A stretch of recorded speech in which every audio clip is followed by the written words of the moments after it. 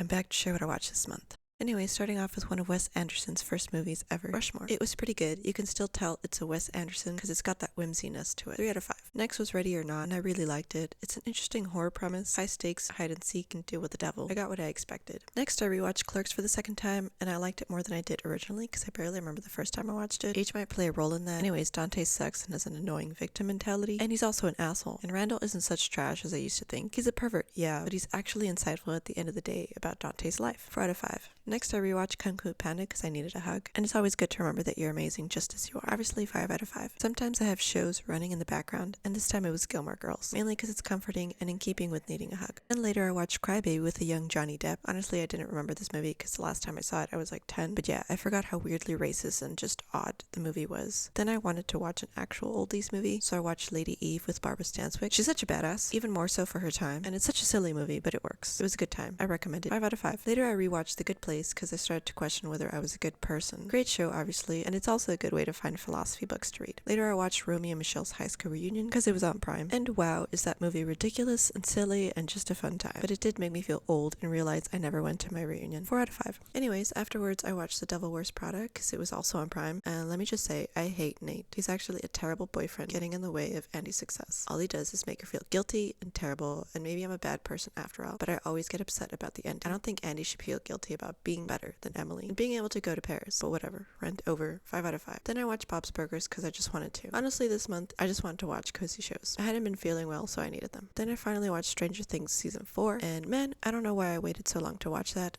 It was obviously great, 4 out of 5, but unpopular opinion, I prefer Placebo's version of Running Up That Hill. It's the only version I've ever known. Sometime later I'd have a marathon of the Hobbit trilogy because Soda Poppin was having a marathon, and I figured why not. And if I'm being honest, it's nice to watch something simultaneously as others. Who knew watch parties are actually fun? First one is 4 out of 5, but the other two were 3 out of 5. Later I noticed Don't Tell Mom the Babysitter's Dead was on Hulu, so I watched it because I was curious how it would hold up. And it was fine. Completely different perspective though now that I'm adult. Sue Ellen absolutely should not have gone through all that. It's not worth losing your childhood. And then last but not least, I decided to rewatch Rebelde, a Spanish teen soap opera I used to watch when I was 15-ish. Nostalgia hit hard this month, but honestly I don't know what it is. I do go through a mood where I want to watch something in Spanish, just listen to people talk in Spanish and start singing in Spanish. Maybe it's a bilingual thing or something, I don't know, but it happens. This time it was Rebelde. Anyways, that's all I watched in August.